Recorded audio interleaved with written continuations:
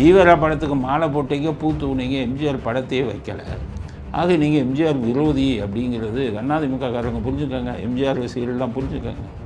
சவுக்கு எம்ஜிஆர் சவுக்கு எடுக்கிறார். அவர் தப்பு செஞ்சவங்களும் சவுக்கால் அடித்தார். படத்தில் மட்டும் இல்லை, உண்மை வாழ்க்கையிலேயே ஆட்சி பிடிக்கும்போது தப்பு செஞ்ச மந்திரிகளெல்லாம் சவுக்கால் அடித்தார். தப்பு பண்ணவங்கெல்லாம் கூப்பிட்டு உதைச்சார். நீங்கள் அந்த மாதிரி வந்துருவீங்களா? சினிமாலே பத்மஸ்ரீன்னு பட்டம் வாங்கினவர் முதல்ல சிவாஜி கணேசன். அவர் நடிப்பு பயங்கரமாக இருக்கும், அதனால் கொடுத்தாங்க. அஜித்துக்கு ஏன் கொடுத்தாங்கன்னு தெரியல. ஆனால் இவங்க திமுக அவங்க சர்க்கிள் என்ன சொல்கிறாங்க, நாங்கள் தான் 3 பேரை முன்மொழிந்தோம் மாதிரி, அஜித் பேரையும் நாங்கள் தான் முன்மொழிந்தோம். பத்மபூஷன் வாங்கி கொடுத்தது உதயநிதி நாங்கள் வாங்கிட்டோம், அவர் அவங்க அப்பாவும் சேர்ந்து. திமுகவையும் அதிமுகவையும் இணைக்கும் முயற்சிக்கு எம்ஜிஆர் என்றைக்கும் ஆதரவாக இருந்ததில்லை. ஒரு பயங்கரமான பொய்யை பேசுகிறார் இந்த துரைமுருகன். துரைமுருகன் ஒரு நம்பிக்கை துரோகி. எம்ஜிஆர் காசில் படிச்சுட்டு அவருக்கே எதிராக இருந்தார். அது நாட்டுக்கு தெரியும்.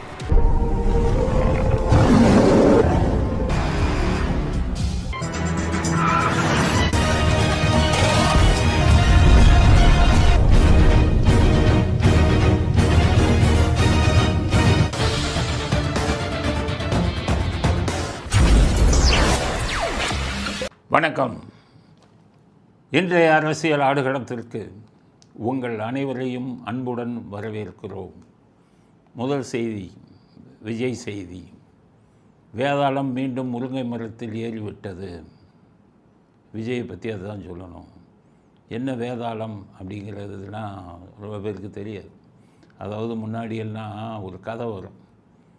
விக்ரமாதித்தன்னு ஒரு ராஜா, அவர் தினமும் ஒரு கதை சொல்லுவார். அப்போ வேதாளம் முருங்கை மரத்தில் இருக்கும்.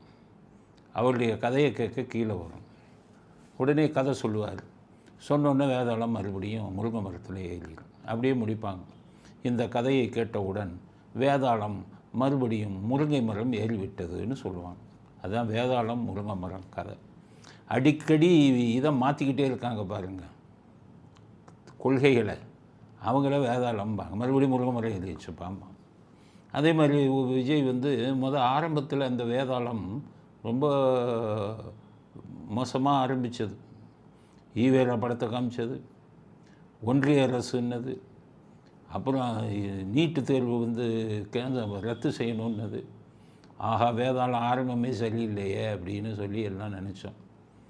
அப்புறம் முருங்கை மரம் ஏறின வேதாளம் இப்போ இடையில கொஞ்சம் கீழே இறங்கி பரந்தூருக்கெல்லாம் போச்சு. ஸோ வேதாளம் திருந்திருச்சுன்னு நினச்சோம். பரந்தூருக்கு போச்சு, அங்கே பேசிச்சு. ஆஹா, திருந்திருச்ச வேதாளம் அப்படின்னு நினச்சோம். அதுக்கடுத்தது வேங்கவேலுக்கு போக போகிறேன்னது, ரொம்ப பரவாயில்லையே அப்படின்னு நினச்சோம். மறுபடியும் புத்தியை காமிச்சிருச்சு. மறுபடியும் வேதாளம் முருங்கை மரம் ஏறிச்சு. என்ன அப்படின்னு பார்த்தீங்கன்னா, கவர்னர் தேநீர் விருந்து கொடுக்குறாரு. எதுக்காக கொடுத்தாரு? கவர்னரை பார்க்கக்கூடாது. அன்றைக்கி குடியரசு தினம். அந்த நாளைத்தான் நம்ம மதிக்கணும். நாட்டினுடைய குடியரசு தினம். தேசபக்தர்களாக இருந்தால் கவர்னரை மறந்துடுவாங்க. குடியரசு தினத்துக்கு மரியாதை கொடுக்கணும் அப்படின்னு நேராக தேநீர் விருந்துக்கு போவாங்க. தேச விரோதிகளாக இருந்தால் அதை புறக்கணிப்பாங்க. அப்போ இந்த தேச விரோதிகள் கூட்டத்தில் வேதாளம் மறுபடியும் சேர்ந்துருச்சு.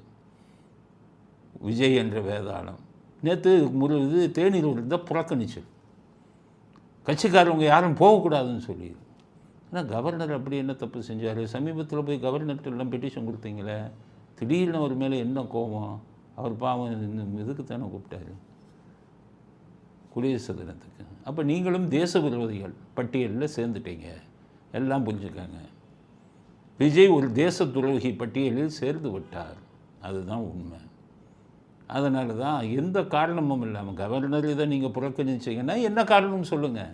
ஸ்டாலினின் கையாள் நீங்கள்னு சொல்லுங்கள். நான் ஸ்டாலின் கையாள், ஸ்டாலின் புறக்கணிச்சிருக்காரு, அதனால் நான் புறக்கணிக்கிறேன்னு சொல்லுங்கள். காரணம் சொல்லணும்ல. குடியரசு தினம் இல்லை, அதனால் வேதாளம் மறுபடியும் முருங்கை மரம் ஏறிச்சு. இது இனி நம்ம எவ்வளோ தான் அதுக்கு இது கொடுத்தா நம்ம விக்ரமாதித்தன் அன்னைக்கு அந்த வேதாளம் ஏறினா விக்ரமாதித்தன் சொல்லி இறங்க வைப்பார் கதையை. இவர் கூட இருந்து அறிவுரை சொல்லக்கூடியது விக்ரமாதித்தன் மாதிரி ஆள் இருந்தால் அவருக்கு புத்தி சொல்லலாம். குட்டி சாத்தான்களாக கூட வச்சுருக்காரு. குட்டி சாத்தான் பூரா தப்பு தப்பாக அவருக்கு அறிவுரை கொடுத்து இருக்கிற பேரையும் கெடுக்குது. 10% குறைஞ்சிடும் இதே வழியில் போனால் அப்படிங்கிறது. விஜய் உண்மையிலே விஜய்க்கு கடுமையான கண்டனத்தை தெரிவிச்சுக்கிறோம். குடியரசு தினத்தை புறக்கணித்ததற்கு விஜய்க்கு கடுமையான கண்டனத்தை தெரிவித்துக் கொள்கிறோம். நீங்கள் ஒரு தேச விரோதி. ஈவேராவை நீங்கள் தூக்கி பிடிக்கும் போதே தெரியும் நீங்கள் ஒரு தேச விரோதி என்று. அதனால் தேச விரோதி விஜய்க்கு கடுமையான கண்டனத்தை தெரிவிச்சுக்கிறோம். திருந்துங்க, இல்லைன்னா ஜனங்க உங்களை தூக்கி எறிவார்கள். 10% இல்லாமல் போயிடும் அப்படிங்கிறது முதல் கருத்து. அடுத்தது படம் ஆரம்பிக்கிறார். இனி படம் எந்த லட்சணத்தில் ஓடுன்னு பார்ப்போமே. இனி உங்களை பிடிக்காதவங்கெல்லாம் முதல்ல நடுநிலைமையாக இருந்தீங்க, எல்லாருமே பார்ப்பாங்க. இனி போகுதான்னு பார்ப்போம். 100 கோடி 200 கோடி நடிகலாம் பார்க்கலாம். பேர் என்ன? ஜனநாயகனா? ஜனநாயகன். ஜனநாயகத்தை பற்றி பேசுகிறதுக்கு உங்களுக்கு அடிப்படை உரிமையே கிடையாது. என்ன ஜனநாயகன்? ஜனநாயகத்தில் நம்பிக்கை உள்ளவரா நீங்கள்? ஜனநாயகன்னு போட்டு யார் படுத்த போகிறாரு? எம்ஜிஆர் எங்கள் வீட்டு பிள்ளையில் சவுக்கில் அடித்தார், அதே மாதிரி சவுக்கில் அவர் அடிக்கிற மாதிரி போடுறாரு. இப்போ மட்டும் எம்ஜிஆர் மேலே பாசம் வந்துருச்சா? அன்றைக்கி வரல எம்ஜிஆர் மேலே பாசம். எம்ஜிஆர் நினைவு நாள் அன்றைக்கி ஈவேராவுக்கு வாழ்த்து சொல்லிட்டு எம்ஜிஆருக்கு சொல்லவே இல்லையே. அப்புறம் நாங்கள் கழுவி ஊற்றின உடனே மறுபடியும் எம்ஜிஆர் பிறந்த நாள் ஜனவரி 18ஆம் தேதி எம்ஜிஆர் புரட்சி தலைவருக்கு வாழ்த்துக்கள். நீங்கள் ஈவேரா படத்துக்கு மாலை போட்டீங்க, பூ தூணிங்க, எம்ஜிஆர் படத்தையே வைக்கலை. ஆக நீங்கள் எம்ஜிஆர் விரோதி அப்படிங்கிறது அதிமுககாரங்க புரிஞ்சுக்கோங்க. எம்ஜிஆர் ரசிகர்கள்லாம் புரிஞ்சுக்கோங்க. சவுக்கு எம்ஜிஆர் சவுக்கு எடுக்கிறார். அவர் தப்பு செஞ்சவங்கள சவுக்கால் அடித்தார். படத்தில் மட்டும் இல்லை, உண்மை வாழ்க்கையிலேயே. ஆட்சி பிடிக்கும்போது தப்பு செஞ்ச மந்திரிகளெல்லாம் சவுக்கால் அடித்தார். தப்பு பண்ணவங்கெல்லாம் கூப்பிட்டு உதைச்சார். நீங்கள் அந்த மாதிரி வந்துடுவீங்களா? நீங்கள் தப்பு பண்ணுற பல பேரை கூட வச்சுக்கிட்டு இருக்கீங்களே. அதனால் இப்போ குருவி உயர பறந்தாலும் குருவி தான் அப்படிங்கிறது தான் அது. அதனால் எவ்வளோ உயரமாக பறந்தாலும் எம்ஜிஆர் மாதிரி வர முடியாது விஜய் அப்படிங்கிறத புரிஞ்சுக்கணும். சவுக்கை போடுவதற்கு விஜய்க்கு அடிப்படை தகுதியே இல்லை. குற்றம் செய்பவர்களை தண்டிக்கக்கூடிய குணம் இருப்பவர்கள் தான் சவுக்கப்பட முடியும். அதனால் ஜனநாயகன் எப்படி வருதுன்னு பார்ப்போம். எல்லோரும் இனி உங்கள் படத்தை பார்க்க மாட்டார்கள். உங்களை பிடிக்காதவர்கள் நிறைய வந்துட்டாங்க. நீங்கள் செய்யக்கூடிய நடவடிக்கைகளை பிடிக்காதவர்கள். அதனால் மறுபடியும் முருகமுறை ஏறிச்சு வேதாளம். இனி வேதாளத்துக்கு அறிவுரை சொல்லி பிரயோஜனமே இல்லை. இப்போ வேதாளம் என்ன சொல்லுதுன்னா, அது போக இன்னொன்று என்ன சொல்லுது, சிபிஐ என்கொயரிக்கு அனுப்பணும். வேங்கை வயல் கருணாநிதி மற்ற இவங்கெல்லாம் திருமாவளவன்லாம் சிபிஐ என்கொயரிக்கு அனுப்பணும் அப்படின்ட்டார். இவர் திருமாவளவன் ஜாடுறா தானே. என்னமோ திருமாவளவனுக்கும் இவருக்கு ஒரு பாசம். என்ன பாசம்னு தெரியல, வருங்காலத்தில் தெரியும். இவரும் என்ன சொல்கிறாரு, சிபிஐ விசாரணைக்கு அனுப்புனா ரொம்ப நாளாகும், அதனால் மறு விசாரணை பண்ணணும். அது என்ன மறு விசாரணை? சினிமாவில் ஒரு போலீஸ் மாதிரி நினச்சிங்களா? சினிமாவில் யூனிஃபார்ம் போட்டு வரீங்களா நீங்கள் போலீஸாக? அது மாதிரி நினச்சிங்களா? போலீஸ்னால் என்னன்னு தெரியுமா? போலீஸுடைய அடிப்படை இது தெரியுமா உங்களுக்கு? அவ்வளோக்கு படிச்சிருக்கீங்களா? போலீஸ் வந்து சிபிசிஐடி, அது உங்களுக்கு புரிஞ்சுக்கோங்க. லோக்கல் போலீஸ் ஸ்டேஷன் இல்லை, crime branch CID. Crime branch சிஐடினா என்னென்னு தெரியாது உங்களுக்கு. க்ரைம் பிரான்ச் சிஐடியில் ஃபாரன்சிக் சயின்ஸ் எவிடன்ஸை ரிட்ரிவல் ஆஃப் டேட்டாவை எடுத்து ப்ரூவ் பண்ணியிருக்காங்க. நாங்களும் அதுக்கு சப்போர்ட் பண்ணுறோம். அண்ணா பல்கலைக்கழக பெண் விஷயத்தில் போலீஸை திட்டுறோம், ஆனால் வேங்க வெயிலில் சப்போர்ட் பண்ணுறோம்னா என்ன அர்த்தம்? அதை பண்ணினவன் க்ரைம் பிரான்ச் சிஐடி. நீங்கள் சினிமாவில் வேணுன்னா ஆர்மியில் இருக்கிற மாதிரி போலீஸில் இருக்கிற மாதிரி வரலாம், இதில் பண்ண முடியாது. க்ரைம் பிரான்ச் சிஐடி வரலாம். உங்களுக்கு என்னென்னு தெரியாது. ரெட்ரிவல் ஆஃப் டேட்டானா என்னன்னு தெரியாது. தடையறிவியல் துறைனா என்னன்னு தெரியாது. எல்லாத்தையும் பார்த்தவங்க நாங்கள். அவங்க சொன்ன விஷயங்களெல்லாம் அனலைஸ் பண்ணிட்டு தான் நாங்கள் கருத்து சொல்கிறோம். சிபிஐ விசாரணை கேட்பது முட்டாள்தனம். அதில் இவங்க தான் உண்மையான குற்றவாளிகள். நீங்கள் எதை சொல்கிறோம்? எங்களுடைய அனுபவத்தில் சொல்கிறோம். நாங்கள் பல வழக்குகளை பார்த்ததை வச்சு சொல்கிறோம். சும்மா சினிமாவில் நடிச்சுட்டு வந்துக்கிட்டு திருப்பி மறு விசாரணை வேணும். எதுக்கு மறு விசாரணை? எதுக்கு? ஏதாச்சும் ஒரு காரணத்தை சொல்லணும். இது நீங்கள் செஞ்சது தப்பு, இதை சரியாக விசாரிக்கலை அப்படின்னு சொல்லணும். அது இவரும் சிபிஐ தான் கேட்டிருப்பார். நம்ம திருமாவளவனோட நம்மளை சந்தேகப்படுவாங்க அப்படின்ட்டு.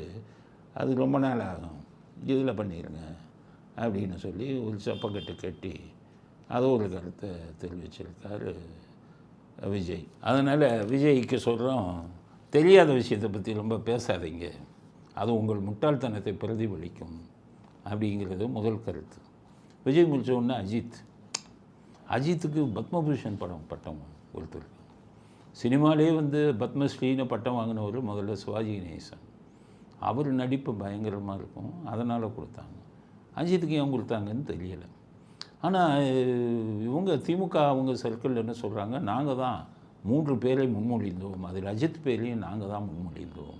பத்மபூஷன் வாங்கி கொடுத்தது உதயநிதி நான் தாங்கிறது. அவரும் அவங்க அப்பாவும் சேர்ந்து அவருங்க தான் சொல்லியிருக்காங்க இவருக்கு பத்மபூஷன். பிஜேபிக்கு என்ன ஆச்சுன்னு தெரியல. பிஜேபிக்கு முன்னாடிலாம் பார்த்திங்கன்னா 100 வயசானவங்க, சமூக சேவை செஞ்சவங்க, ரொம்ப எளிமையாக இருக்கிறவங்க, அவங்களுக்கு தான் கொடுத்துக்கிட்டு இருந்தாங்க. இப்போ பிஜேபி டிஎம்கே வந்து ரெக்கமெண்ட் பண்ண உடனே, பரிந்துரை பண்ண உடனே கொடுத்துட்டாங்க. காரணம் 23 எம்பி அவங்க சொல்கிறாங்க கேட்டுக்கலான்னு அஜித்துக்கு கொடுத்துருக்காங்க. அதனால் அஜித்துக்கு வந்து கொடுக்குறத பற்றி எங்களுக்கு ஒன்றும் இல்லை. திமுககாரன் சொல்லி கொடுத்தாங்கன்னா எங்களுக்கு அதை வந்து எதிர்த்து தான் பேசுவோம். அதனால் அஜித்துக்கு என்ன தகுதியில் கொடுத்தாங்கங்கிறத அவங்க சொல்லணும் நாட்டு மக்களுக்கு. அதுக்கடுத்தது உதயநிதி தயாரிப்பில் அஜித் நடிக்கிறார், அதுவும் நெருக்கமாக போயிட்டே இருக்காங்க. ஆக பத்மபூஷன் வந்து குறுக்கு வழியில் வாங்கி இருக்கிறார் அஜித் அப்படின்னு உதயநிதியும் அவங்க அப்பாவும் சொல்கிறாங்க. வாழ்த்துன்னு சொல்லிட்டாங்க அஜித்துக்கு, ரொம்ப வாழ்த்து. ஆக எஸ்வி சேகருக்கு அப்புறம் இன்னொரு ஆளை ரெடி பண்ணிக்கிட்டு இருக்காங்க திமுகவுக்கு பிரச்சாரம் பண்ணுறதுக்கு. திமுகவுக்கு பிரச்சாரம் அஜித்து பண்ணுனா இருக்கிற நல்ல பேரையும் கெடுத்துட்டு போயிடுவீங்க. நீங்கள் சொல்கிற யாருக்கும் உங்கள் ரசிகர்கள் ஓட்டு போட மாட்டான். நீங்கள் தான் ரசிகர் மன்றத்தை கலைச்சிட்டீங்க. இனி நீங்கள் யாருக்காச்சும் ஓட்டு போடணும்னு சொல்லக்கூடாது, பேட்டிக்கு இதுக்கும் போடக்கூடாது பிரச்சாரத்துக்கு. அதனால் உதயநிதியுடன் இணைந்து விட்ட உங்களுக்கு நீங்கள் 2 பேரும் நிறைய விஷயங்கள், இந்த மாதிரி விஷயங்கள் நிறைய பண்ணுங்கள். நாட்டுக்கு நல்ல விஷயமாக பண்ணால் பரவாயில்ல, சினிமாவுக்காச்சும் நல்ல விஷயம் பண்ணலாம். அதனால் உதயநிதியோட்ட சேர்ந்துட்டால் நீங்கள் எப்படி எதுனா நல்லது பண்ணுவீங்க, நீங்களும் அதோடு சேர்ந்த கதை தான். அதனால் சாக்கடையில் போய் விழுந்து விட்டீர்கள். உங்களுக்கு கொஞ்சம் நல்ல என்ன உங்களுக்கு இருக்கிற பேரும் கெட்டுவிடும். அதனால் அஜித் வந்து நல்லா யோசித்து முடிவெடுங்கள், இந்த கூட்டத்தை விட்டு விலகி இருங்கள், அப்போது தான் உங்களுக்கு மரியாதை அப்படிங்கிற கருத்தையும் பத்மபூஷன் அஜித்துக்கு நாங்கள் பதிலாக சொல்ல விரும்புகிறோம். அடுத்து டங்ஸ்டன் ஊரான மேலூரில் வந்து ஸ்டாலின் போயிருக்கார். அங்கே யாரும் கூப்பிடல. காரி துப்புறான், கழுவி ஊற்றுறான் அவ்வளோ பேர். என்னென்ன அவன் புரிஞ்சுக்கிட்டான். இவர் சொல்லிக்கிட்டு இருக்காரு நாங்கள் சொல்லித்தான் ரத்து பண்ணாங்க, அவன் புரிஞ்சுக்கிட்டான். அதெல்லாம் எங்களுக்கு தெரியும். நாங்கள் எங்களுடைய போராட்டம் பலமானோன்னா பயந்துட்டீங்க. அதுக்கப்புறம் மத்திய அரசாங்கம் பயந்துட்டு கேன்சல் பண்ணிட்டாங்க. உடனே நாங்கள் தான் பண்ணணும்னு சொல்லி கொடி தூக்கிக்கிட்டீங்க. உங்கள் அப்பா அது அப்படியே. அதுக்கப்புறம் இன்னொன்று என்ன சொல்லியிருக்காரு, நாளைக்கு நான் போகிறேன் போலீஸ்கிட்ட சொல்லியிருக்காரு, ஒரு 10-15 பேர் மேலே கேஸை போடு, நீ போடுற மாதிரி போட்டு அறிவு போட்டு நான் இங்கே போய் அதை ரத்து பண்ணுறேன்னு சொல்லிடுறேன், அப்போ தான் கைதட்டுவாங்க அப்படின்ட்டு நேற்று அறிவிச்சிட்டாங்க. 10,000 பேர் 15,000 பேர் மேலே வழக்கு அப்படின்னு. எஃப்ஐஆரை காமிக்க சொல்லுங்கள், சும்மா பொருடா, அப்போ தான் எல்லோரும் வாழ்கன்னு சொல்லுவான்ட்டு. இப்போ அங்கே போனால் எல்லாம் கருப்பு கொடி காமிக்க ஆரம்பிச்சிட்டான். உங்களுக்கு வெளியில் திரும்பி போங்கிறான். உடனே அனௌன்ஸ் பண்ணிட்டார் 15,000 வழக்கையும் வாபஸ் அப்படின்னு ஊரை ஏமாற்றி அனௌன்ஸ் பண்ணிட்டார். அது அனௌன்ஸ் பண்ணிட்டு என்ன சொல்கிறாரு, மாற்றிட்டார். இப்போ நான் தான் காரணம் ரத்தானதுக்குன்னு. இப்போ என்ன சொல்லிட்டாரு, மக்கள் புரட்சியே காரணம், இல்லைன்னா உதப்பான்ல இங்கே இருக்கிறோம். அதனால் மக்கள் எதிர்த்தாங்க, அந்த புரட்சியால் தான் இது கேன்சல் ஆச்சு அப்படின்னு அங்கே போய் பேசியிருக்கார். அதுக்கடுத்தது அங்கேயே சொல்லியிருக்கார், உங்கள் வீட்டு பிள்ளை எங்களை ஆதரியுங்கள் அப்படிங்கிறது. மேலூரில் டங்ஸ்டன் அந்த இதுக்குள்ள மேலூர் எப்படின்னா கக்கனோட ஊர், நேர்மையான ஆள். இவங்க அப்பா கக்கனை வந்து இதான ஓபி ராமனை நிற்க வச்சு தோக்கடித்து கேவலப்படுத்தினார். அதுக்கே மேலூர் மக்கள் உங்களை மன்னிக்கக்கூடாது, மன்னிக்க மாட்டாங்க. உங்கள் வீட்டு பிள்ளைன்னு உங்களை போய் சொன்னீங்கன்னா அவங்கள உங்கள் வீட்டு பிள்ளையாக ஏற்றுக்கொள்ள மாட்டார்கள் ஸ்டாலின். நீங்கள் பண்ணுற கக்கனுடைய பாவம் உங்களை மன்னிக்காது. கக்கனை எவ்வளவு ஓட்டு வித்தியாசத்தில் தோக்கடித்து குளிர் காய்ச்சிங்க. பாவம் அந்த மனுஷன் ரப்பர் செல்ப்பை போட்டுட்டு இது மந்திரி ரூமை மூடிட்டு அப்படியே தலை குனிஞ்சு போனார் தோற்ற ஒன்று. அந்த பாவமே உங்களை விடாது. மேலூர் மக்கள் ஆதரவு நீங்கள் உங்கள் வீட்டு பிள்ளைன்னு சொன்னாலும் எங்கள் வீட்டு பிள்ளைன்னு சொன்னாலும் உங்களுக்கு நிச்சயமாக ஆதரவு இருக்காது அப்படிங்கிறத மேலூர் மக்களின் சார்பாக நானே உங்களுக்கு சொல்லிக்கொள்கிறேன். வேஸ்ட் பண்ணாதீங்க. அடுத்தது பையன் உதயநிதி இவர் இந்த பக்கம் மேலூர் போனாருன்னா அவர் இந்த பக்கம் அந்த இதுக்கு குடியரசு தினத்துக்கு ஏன்னா ஸ்டாலின் வரமாட்டார்ல, குடியரசு தினம் பார்த்து அங்கே போயிட்டார். அவருடைய வாரிசை போக சொல்லி, வாரிசு அதே டிஷர்ட்டு போட்டுட்டு எல்லோரும் பார்ப்பாங்களேன்னு சொல்லி ஒரு தேசிய கொடி பேட்ச், தேசிய கொடி பேட்சை இடது பக்கம்தான் குத்தணும். ஏன்னா உண்மையாக நேசித்தால் இதயம் எந்த பக்கம் இருக்கிறதோ அந்த பக்கம் தான் குத்தணும். வலது பக்கம் குத்திட்டு இடது பக்கம் டிஎம்கே கொடி, டிஎம்கே கொடியோடு சேர்த்து தேசிய கொடி கொட்டினா அது தேசிய கொடிக்கே அவமானம். ஏன்னா தனிநாடு கேட்ட ஆளுங்க நீங்கள், சுதந்திர தினத்தன்னைக்கு கருப்பு கொடி காட்டு வீட்டில் ஏற்றுனது நீங்கள், இந்தியாவுக்கு சுதந்திரம் கொடுக்கக்கூடாது என்று சொன்ன கூட்டத்தை சேர்ந்தவங்க நீங்கள் போய் தேசிய கொடி அணிவிச்சா அது தேசிய கொடிக்கே கேவலம். அதனால் கரெக்டாக வலது பக்கம் தேசிய கொடியை அணிவிச்சிருக்காரு, இடது பக்கம் கருப்பு சிவப்பு பிரிவினைவாத கொடியான கருப்பு சிவப்பை அணிவிச்சிட்டு போயிருக்காரு. இதை பார்த்தாரு ஒன்றுமோ தெரியல. ஒரு துரைமுருகன் என்ன சொல்கிறாரு, உதயநிதி நிறைய படிக்கணும், நிறைய தெரிஞ்சுக்கணும், நிறையா வாசிக்கணும் அப்படிங்கிறது. ஆனால் உதயநிதி மட்டும் வாசிக்க சொன்னால் இப்படி ஸ்டாலினையும் படிக்க சொல்லுங்கள். அவர் தான் சுதந்திர தின நாள் என்றைக்குன்னே தெரியல, குடியரசு தின நாள் என்னன்னு தெரியல, பேப்பரை பார்த்து படிக்கிறாரு. அதனால் இவர் துரைமுருகன் ஸ்டாலினையும் அதிகம் படிக்க சொல்லுங்கள், ஸ்டாலினையும் அதிகம் வாசிக்க சொல்லுங்கள். இதுக்கிடையில் துரைமுருகன் நீங்களும் கொஞ்சம் அதிகம் படிக்கணும். நீங்கள் பொய் சொல்லாமல் இருக்கணும். அதுதான் இன்றைக்கி ஒரு புருடா விட்டுருக்கார். என்னென்னா அது விஷயமா சொல்லணும், பழைய கதையெல்லாம் அப்பப்போ சொல்லணும்ல. உங்களுக்கு என்ன விட்டுருக்காருன்னா பேட்டி கொடுக்குறாரு. அதில் என்ன சொல்கிறாரு, எம்ஜிஆர் கடைசி காலத்தில் அதிமுகவையும் திமுகவையும் ஒன்றா இணைக்கணும்னு நினச்சாராம். அதுக்குள்ளே அவரை ஒழிச்சு கட்டிட்டாங்கங்கிற அப்படியே சொல்கிறார். தனக்கு அப்புறம் கட்சி இப்படி இருக்கணும்னு அவர் நினைக்கவே இல்லையா? சொல்லணும்னா அந்த கட்சியை இன்னும் 2 நாள் எம்ஜிஆர் நல்லா உயிரோடு இருந்தால் இந்த கட்சியை திமுக ஒப்படைச்சிட்டு போயிருப்பார். கடைசி கட்டம் அதுதான் அவருக்கு. கலைஞரை பார்க்கணும், கொடுத்துடணும் சொன்னாராம். அதெல்லாம் அவருக்கு மறுநாள் சொல்ல போகிறேன்னா மறுநாள் க்ளோஸ் பண்ணிட்டாங்க. நான் கலைஞர் நேராக அங்கே தானே போனார், ஃபஸ்ட்டு அவர் தானே போய் பார்த்தாரு. அதுக்குள்ளே அவரை க்ளோஸ் பண்ணிட்டாங்கங்கிற. என்ன எம்ஜிஆரை க்ளோஸ் பண்ணுறதுன்னா, எம்ஜிஆர் இயற்கையாக தானே செத்தார். யார் க்ளோஸ் பண்ணால், அவருக்கு உடம்பு சரியில்லாமல் அமெரிக்கா ஆஸ்பத்திரிக்கு போய் கிட்னி எல்லாம் மாற்றிட்டு மூளையில் ஆப்ரேஷன் பண்ணி அதுக்கப்புறம் கொஞ்ச நாள் இருந்தார். இயற்கை மரணம் தான். அண்ணாதுரையை உங்கள் தலைவர் க்ளோஸ் பண்ணிட்டதாக தான் அப்போ பேசுனாங்க. நீங்கள் வந்துட்டு எம்ஜிஆர் யார் க்ளோஸ் பண்ணால், எம்ஜிஆர் மனைவி வீட்டில் தான் இருந்தார். அதனால் அவர் யாரையும் க்ளோஸ் பண்ணலை. திமுகவையும் அதிமுகவையும் இணைக்கும் முயற்சிக்கு எம்ஜிஆர் என்றைக்கும் ஆதரவாக இருந்ததில்லை. ஒரு பயங்கரமான பொய்யை பேசுகிறார் இந்த துரைமுருகன் ஒரு நம்பிக்கை துரோகி. எம்ஜிஆர் காசில் படிச்சுட்டு அவருக்கே எதிராக இருந்தார். அது நாட்டுக்கு தெரியும். கட்சியை சேர்க்குறேன்னா எப்படி? நான் நடந்த விஷயத்தை சொல்கிறேன். எம்ஜிஆர் சிஎம் ஆகிட்டார் 77. 79 கருணாநிதி என்ன பண்ணுறாரு, இனி நமக்கு முன்னேற்றமே கிடையாது, இனி நமக்கு எதிர்காலமே கிடையாது, எம்ஜிஆர் காலில் விழுகிறது தான் ஒரே வழி. ஆனால் காலில் விழுந்தால் எம்ஜிஆர் ஏற்றுக்க மாட்டேங்கிறாருன்ட்டு ஒரிசாவில் முதலமைச்சராக இருந்தார் பிஜு பட்நாயக். இன்றைக்கி இருக்கார் நவீன் பட்நாயக் அவங்க அப்பா. அந்த பிஜு பட்நாயக் காலில் போய் விழுந்தார் கருணாநிதி. எப்படியாச்சும் எம்ஜிஆர்கிட்ட சொல்லி அதிமுகவை எங்களோட சேர்த்துருங்க, எம்ஜிஆரே முதலமைச்சராக இருக்கட்டும், நான் கட்சி தலைவராக மட்டும் என்ன வச்சுக்கிறேன் அப்படின்னு காலில் போய் விழுந்தார் பிஜு பட்நாயக் 1979. இன்றைக்கி இருக்கிற இளைஞர்களுக்கு தெரியாது. ஏன்னா அந்த துரைமுருகன் பயங்கரமான ஏமாற்று ஆசாமி, இல்லாதையும் பொல்லாதையும் சொல்லுவார், நம்பாதீங்க. அப்போ என்ன பண்ணார், பிஜு பட்நாயக்கு சென்னைக்கு வந்தார், எம்ஜிஆர் போய் பார்த்தார். கருணாநிதி இந்த மாதிரி சொல்கிறாரு, நீங்களே முதலமைச்சராக இருக்குமா, அவரை கட்சிக்கு மட்டும் தலைவராக வைக்கணுமா அப்படின்னு ஒன்று எம்ஜிஆர் எல்லா முக்கியமான தலைவர்கள்லாம் கூப்பிட்டு பேசினார். அதில் நெடுஞ்செழியன் அவங்கெல்லாம் கருணாநிதி கூட இருந்தவங்களில் அவங்கெல்லாம் என்ன சொன்னாங்க, நம்பாதீங்க, நாகப்பாம்பு கொத்திரும். என்னென்னா அவர் ஐடியா என்னென்னா, உங்களை அதிமுகவையும் திமுகவையும் இணைச்சிட்டு உங்களை முதலமைச்சராக வச்சுட்டு அவர் கட்சி தலைவராக இருந்து திருப்பி உங்களை டிஸ்மிஸ் பண்ணுவார். அப்புறம் நீங்கள் திருப்பி போய் அதிமுக ஆரம்பிக்க முடியாதுல்ல, அதனால் ஜாக்கிரதையாக இருங்கன்னார். எம்ஜிஆர் சொல்லிட்டாரு, எனக்கு முதலே தெரியும், நான் நம்புகிற மாதிரி இல்லை அப்படின்ட்டு அதிமுக இணைப்புக்கு சாத்தியமே கிடையாதுன்னு சொல்லிவிட்டார். இப்படி தான் முடிஞ்சது அது. இப்போ துரைமுருகன் என்ன சுற்றுறாருன்னா, எம்ஜிஆர் சாகிறதுக்கு முன்னாடி இணைக்கணும்னு நினச்சாராம். எம்ஜிஆர் என்றைக்குமே கருணாநிதியை நம்பியதில்லை.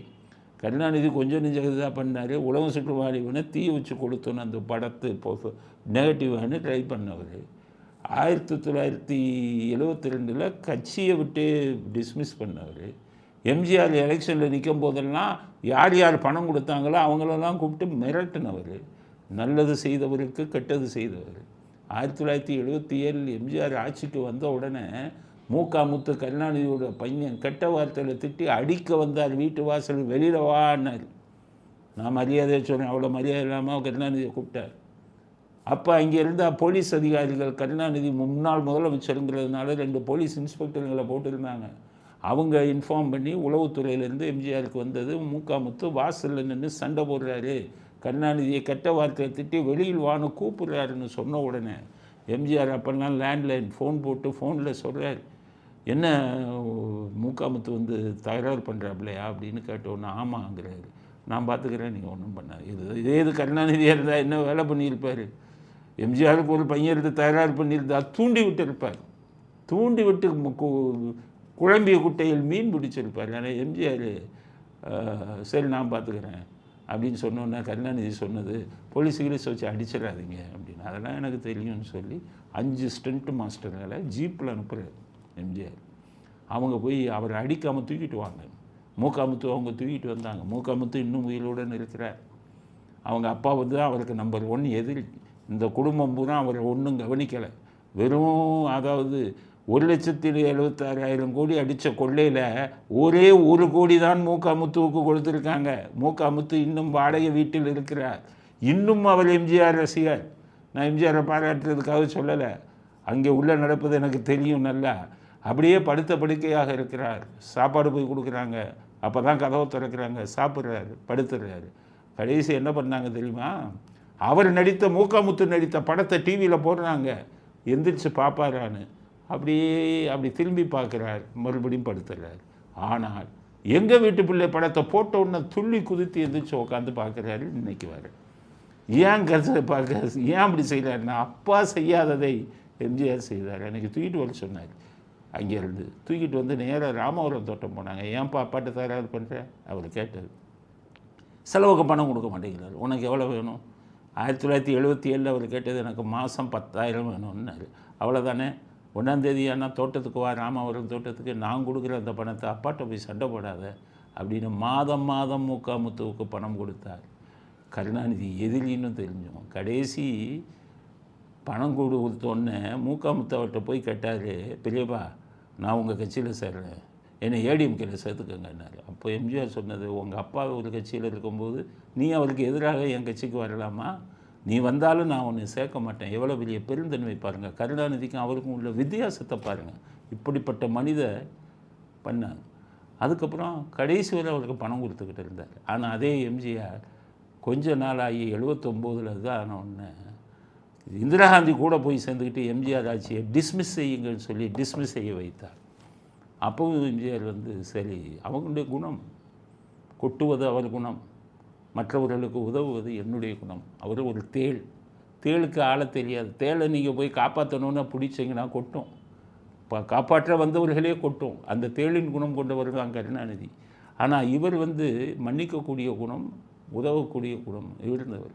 1984 எம்ஜிஆர் ஆஸ்பத்திரியில் அட்மிட் ஆன உடனே எம்ஜிஆர் இறந்து விட்டார், அவர் பணத்தை ஐஸ் பெட்டியில் வச்சுருக்காங்கன்னு அறிக்கை விட்டார். இவ்வளவு கெடுதல் பண்ணவருக்கு அவர் கட்சியோடு போய் எம்ஜிஆர் சேர்வாரா? சாவதற்கு முன்னா சாகும் வரை எம்ஜிஆர் வந்து அவர் மேலே மரியாதை வச்சுருந்தார். ஆனால் அவரை எதிரியாகத்தான் நினைத்தார். அதனால் அவருக்கு அப்போவே தெரியும் எம்ஜிஆருக்கு நமக்கு பிறகு ஜெயலலிதா தான் வருவாங்க. நம்ம ஜாதகத்தெல்லாம் பார்த்து கணித்திருந்தார். அதனால தான் ஜெயலலிதா அவர்கள் மீது கோபமாக இருந்தாலும் அவர் வந்து ஒன்றும் பண்ணாமல் போனார். கட்சி அவங்க தான் நடத்துவாங்கன்னு அவருக்கு தெரியும். அவர் உயிரை பார்த்தீங்கன்னாலே புரியும் உங்களுக்கு. அதனால் கருணாநிதி சாகும் வரை எம்ஜிஆருக்கு எதிரி தான். அதே போல் அதிமுக தொண்டர்களும் எம்ஜிஆர் தொண்டர்களும் என்றுமே இவருக்கு கருணாநிதிக்கும் திமுகவுக்கும் நீங்கள் எல்லாம் எதிரியாகத்தான் இருக்க வேண்டும். இப்போ இருக்கிற தலைவர்களுக்கு பூரா இப்போ நான் சொல்கிறது எதுவுமே புரியாது. ஒருத்தருக்கு கூட பழைய கதை தெரியாது. அதிமுக அந்த முன்னாள் மந்திரிகள் உட்காந்துருக்காங்களே, கேளுங்க. எம்ஜிஆர் பேர் கேட்டாலே பிடிக்காது. ஏன்னா உதப்பார் இல்லை அவர். நம்ம ஆயிரக்கணக்கான கோடி கொள்ளையடிச்சு வச்சுருக்கோமே, எம்ஜிஆர் இருந்தால் உதச்சிருப்பாருன்னு அவர் மேலே சும்மா பேருக்கு சொல்லுவாங்க. அதனால் நடந்த உண்மை இதுதான். துச்சாதனன் துரைமுருகனுக்கு சொல்கிறேன், பொய் பேசுகிறதுக்கும் ஒரு அளவு வேணாமா? பழைய விஷயம் தெரிஞ்சவங்கெல்லாம் இருக்காங்க, நீங்கள் சொல்கிற கதையெல்லாம் ஓடுமா? அதனால் அதிமுகவும் திமுகவும் இணைவதாக இருந்தது. எம்ஜிஆர் முடிவெடுத்தார் என்று துரைமுருகன் சொல்லுவது கடைந்தெடுத்த பொய். ஒரு மந்திரி ஆகிட்டீங்க, இப்போ வச்சு நாகரிகமாக நடந்து கொள்ளுங்கள் துரைமுருகன் அப்படிங்கிற கருத்தை அடுத்த கருத்தை பதிவு செய்ய விரும்புகிறேன். அதுக்கு அடுத்தது சுப்ரீம் கோர்ட்டு, நம்ம அண்ணா பல்கலைக்கழகம் அந்த விஷயமா, அந்த மாணவி விஷயமாக விசாரித்த சுப்ரீம் கோர்ட்டு இன்றைக்கி என்ன பண்ணியிருக்காங்க, ஏற்கனவே ஹைகோர்ட் 25 லட்சம் அரசாங்கம் கொடுக்கணும்னு சொல்லிட்டாங்க. ஆனால் சுப்ரீம் கோர்ட் என்ன சொல்லியிருக்காங்க, இந்த போலீஸ் அதிகாரிகள்கிட்டருந்து 25 லட்சம் வசூல் பண்ணி கொடு, ஏன்டா எஃப்ஐஆரை போட்டேன்னு கேட்குறேன். எவ்வளோ நேரம் எஃப்ஐஆரை வச்சுருந்தேன்? 2வது கேள்வி கேட்குறேன். 3வது கேள்வி நாக்கப்படுங்கிற மாதிரி கேட்டார். எஃப்ஐஆர் அந்த பொண்ணு மேலே தான் தப்புன்னு போடுவீங்களா அப்படின்னு சொல்லி நாக்கப்படுங்கிற மாதிரி கேட்டிருக்காரு போலீஸ். எஃப்ஐஆர் போடும்போதே சதி திட்டம் பண்ணி போட்டான், திமுக இதில் இருக்கான், காப்பாற்றணும்னு எஃப்ஐஆரை எதிராக போட்டிருக்காங்க. 25 லட்ச ரூபா கொடுறாங்கிறது சுப்ரீம் கோர்ட். அது கமிஷனர் மேலே விசாரிக்க தடை கொடுத்துருக்காங்க. ஏன்னா அது அவங்க கருத்தை கேட்காம கொடுத்துட்டாங்கன்னு சொல்கிறார். ரத்தோகின்னு 1 கோடி வக்கீல், அந்த அவங்க எல்லாம் ஒரு வக்கீலுக்கு தானே. அப்போ இடி அமலாக்க பிரிவுக்கு கோடிக்கணக்கில் வாங்கிட்டு போனாங்க. இப்படிப்பட்ட அயோக்கியத்தனம் பண்ணுறவங்களுக்கெல்லாம் அப்பியரானா நீங்கள்லாம் படித்த வைக்கல, படித்த டிகிரி தூக்கி போட்டு கிழிச்சு போட்டு போங்க. ஆஜராக எங்களை போன்றவர்களுக்கு மனசாட்சி கூட இல்லையா? கோடிக்கணக்கில் வாங்கிக்கிட்டு இவங்க ஃபேஸ் வேல்யூவை காமிச்சுக்கிட்டு இப்போ அந்த ஸ்டே வாங்கியிருக்காங்க. கமிஷனர் மேலே நடவடிக்கை எடுக்கக்கூடாதுன்னு ஸ்டே வாங்கியிருக்காங்க. அதுக்கு 25 லட்சம் கொடுக்கணும்னு சொல்லியிருக்காங்க போலீஸ் அதிகாரிகளிடம். நான் சொல்கிறது கமிஷனர் உயர் அதிகாரிகளிடம் பிடிங்க, கீழே இருக்கிற போலீஸ்கார்ட்ட பிடிக்காதீங்க. 25 லட்சம் அவன் சம்பளத்திலேருந்து எப்படி கொடுக்க முடியும்? கமிஷனர் ஐபிஎஸ் ஆஃபீஸருங்கெல்லாம் 2 லட்ச ரூபா மாதம் வாங்குகிறாங்க. இப்போ ஒரு வருஷம் பூரா அவங்கள சம்பளமே இல்லாமல் போகட்டும். எஸ்ஆர் அமௌண்ட்டுன்னு மாதம் 5 லட்சம் நான் இருக்கும்போதே வாங்கிக்கிட்டு இருந்தாங்க கமிஷனர்லாம். அதெல்லாம் ரத்து பண்ணணும். சம்பளம் இல்லாமல் ஒரு மாதம் இருந்தால் தான் மற்றவங்க கஷ்டம் தெரியும். அதனால் அது எப்படி பண்ண ஸ்டாலின் என்ன சொல்லுவார், ஏப்பா அவன் சம்பளத்திலிருந்து கொடுத்துரு, நான் உனக்கு தனியாக கொடுத்துட்றேன்னு சொல்லுவார். இவர்களை தூண்டி விடுறதே அவர் தானே, மனசாட்சி இல்லாத மனிதர் இல்லையா? இல்லைன்னா அந்த பெண்ணு மேலேயே குற்றம் சுமத்தி ஒரு எஃப்ஐஆர் போடுவீங்களா? பாவிகளா, நாசமாக போயிடுவீங்க எல்லாருமே. பலியாகின பாதிக்கப்பட்ட பெண்ணே அவள் மீது அவள் சொன்னதாக அந்த பெண்ணே சொன்னதாக நீங்கள் போடுறீங்களேன்னா நாசமாக போவீங்களா இல்லையா? அந்த பெண் அப்படி சொல்லுவாங்களா? அவங்க மேலேயே குற்றம் இருக்கிறதா? கையில் பதவி இருக்குன்னா என்ன வேணாலும் பண்ணுவீங்களா? பார்க்கத்தான் போகிறேன். அதிகாரிகளையே நான் சொல்கிறேன், அதிகாரிகள் எல்லா குடும்பமும் எனக்கு தெரியும். எத்தனை குழந்தைங்க, என்ன ஏது, அவங்க வீட்டில் என்னென்ன நடக்குது எல்லாமே எனக்கு தெரியும். உங்கள் வீட்டிலும் இந்த சோகம் நடக்குதா இல்லையான்னு பாருங்கள். அப்படின்னு ஸ்டாலினுக்கு தகுந்த தண்டனை கிடைக்கும். இந்த மாதிரி எஃப்ஐஆர் சுப்ரீம் கோர்ட்டு கேட்குற இந்த கேள்வி நிச்சயமாக சொல்கிறேன், மனசாட்சிப்படி கேட்குறேன், தகுந்த தண்டனை ஸ்டாலினுக்கும் கிடைக்கும், அந்த அதிகாரிகளுக்கும் கிடைக்கும் அப்படிங்கிறது தான். இது கொஞ்ச நாள் பொறுப்போம். அந்த சார் வராருங்கிற நம்பிக்கை எனக்கு இல்லை. ஸ்டாலின் அதிகாரத்தில் இருக்கும் வரை, இவருக்கு வேண்டிய அதிகாரத்தில் இருக்கும் வரை நடப்பதற்கு வாய்ப்பே, அந்த சார் வெளியில் வர வாய்ப்பே இல்லை. இதற்கிடையில் ஆம்ஸ்ட்ராங் அவங்க மனைவி போய் இன்றைக்கி தலைமைச் செயலாளர்கிட்ட பெட்டிஷன் கொடுத்துருக்காங்க. என்னென்னா, என்னுடைய கணவர் கொலை அரசியல் கொலைன்னா யார் ஏற்கனவே சொல்லிட்டாங்க, செல்வ பெருந்தகை தான் காரணம்னு. அதனால் ஸ்டாலின்கிட்ட கொடுக்கக்கூடாது, ஏன்னா அவர்களை காப்பாற்றுவார்னு சொல்லி தலைமைச் செயலாளர்கிட்ட போய் கொடுக்குறாங்க. தலைமைச் செயலாளர் அவர் கண்ட்ரோலில் இருக்கார், அவர் என்னத்தை பண்ணுவார்?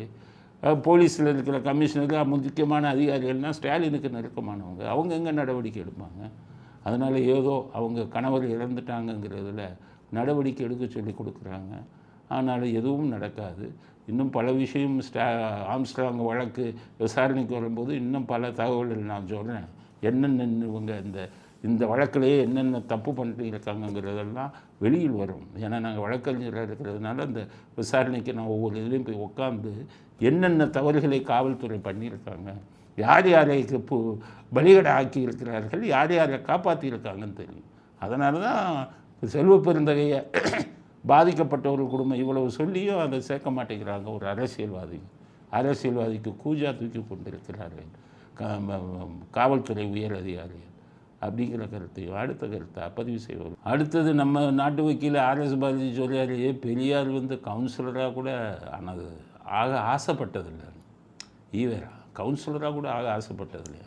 ஏன் ஆசைப்பட்டது இல்லையா? சாமியை போய் சிலையில் பூரா செருப்பால் அடித்தா டெபாசிட்டே கிடைச்சிருக்காது. அவர் போய் ஓட்டுக்கணுன்னா எவன் போடுவான்? ஊருவே போட்டிருக்க மாட்டான். அதனால தான் அவர் போய் எலெக்ஷனில் நிற்கலை. அதுக்கு ஒரு ஊருக்கு 50 பேருக்கு மேலே இருந்ததில்லை அந்த கட்சியில். அதனால் என்னமோ அவருக்கு மக்கள் செல்வாக்கு ரொம்ப தான மாதிரி நம்ம நாட்டு வைக்க சொல்கிறாரு. அவர் கவுன்சிலராக கூட நின்று பார்த்துருக்க வேண்டியது தானே. அப்போ தானே தெரியும் உங்கள் ஈவேராவோட செல்வாக்கு. இப்போ இந்த இவர் மாதிரியே நம்ம துரைமுருகன் மாதிரி இந்த துரை வைகோ நேற்று முளைத்த காளான் அவர் சொல்கிறார் என்னென்னா ஈவேராவை பேசினவங்க இழிபிறவுகள். தந்தை பெரியார் இழிவுபடுத்துவோர் யாராக இருந்தாலும் அவன் ஈனப்பிறவிதான், அவன் ஈனப்பிறவிதான், அவன் ஈனப்பிறவிதான். அதுதான் சொல்கிறேன். உங்களை விடைய இழிபிறவிகள் இருக்காங்க. ஒரு கொள்கைக்காக கட்சியை ஆரம்பிச்சுட்டு திமுகவை எதிர்த்துட்டு திரும்பி அவங்க காலில் விழுந்து எம்பி சீட்டு வாங்கி ஜெயிக்கிற நீங்கள் இழிபிறவிகளா? ஈவேராவுடைய தப்பான கொள்கைகளை விமர்சித்து பேசும் மற்றவர்கள் இழிபிறவிகளா? இழிபிறவிலேயே நான் இப்படி இழிபிறவிகள் நான் பார்த்ததே இல்லையா? இப்படியா போய் காலில் விழுவீங்க? ஸ்டாலின்ட்ட எத்தனை குற்றச்சாட்டு சொன்னார் உங்கள் அப்பா.